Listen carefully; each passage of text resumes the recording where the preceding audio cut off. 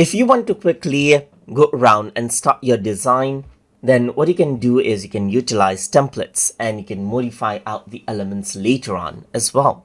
So to do that, you need to go around under templates right here, and there's different types of templates, as you can see right here, that you can utilize. Over here, you can see that show templates with the same size is turned on right now, but you can go around and turn it off over here as well, and you can see that there are different templates over here.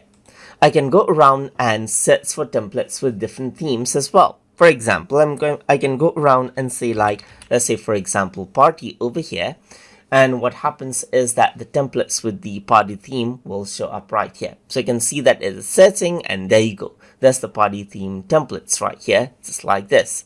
So I can go around over here and select out, let's say for example food party template, and this is what you have, as you can see. So now there are different elements over here, and you can go around and type in and move these elements around right here, just like this, as you can see, and then work around with the templates as how you like right here.